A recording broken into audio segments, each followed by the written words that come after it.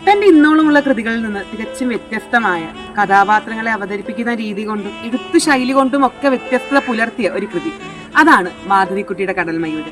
3 വ്യത്യസ്തരായ കഥാപാത്രങ്ങൾ, 3 വ്യത്യസ്തമായ കഥകൾ, 3 വ്യത്യസ്തമായ സാഹചര്യങ്ങൾ. പക്ഷെ ഈ 3 കഥാപാത്രങ്ങളും തമ്മിൽ പുലർത്തുന്ന ഒരു സമാനമായ സ്വഭാവം എന്തെന്ന് വെച്ചാൽ, ഈ 3 കഥാപാത്രങ്ങളും തങ്ങളുടെ ജീവിതത്തിൽ ഒരുപാട് നഷ്ടങ്ങൾ അഭിമുഖീകരിക്കേണ്ടി വന്നവരാണ്. ഒരുപാട് ദുഃഖങ്ങൾ അനുഭവിച്ചിട്ടുള്ള, ഇന്നും അനുഭവിച്ചുകൊണ്ടിരിക്കുന്ന 3 പേരാണ്.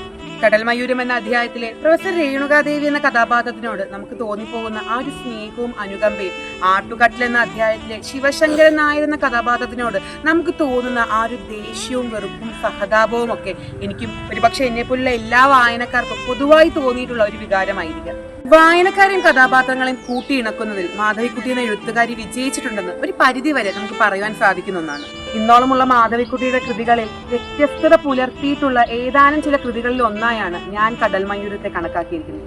എഴുത്തിന്റെ രാജകുമാരിയായ മാധവിക്കുട്ടിയുടെ ആമയുടെ കൃതികൾ വായിക്കാൻ താല്പര്യമുള്ള വായനക്കാരാണ് നിങ്ങളെങ്കിൽ, നിങ്ങൾ ഒരിക്കലും നഷ്ടപ്പെടുത്തുവാൻ പാടില്ലാത്ത ഒരു വായനാനുഭവം തന്നെയാണ് കടൽമയൂരം.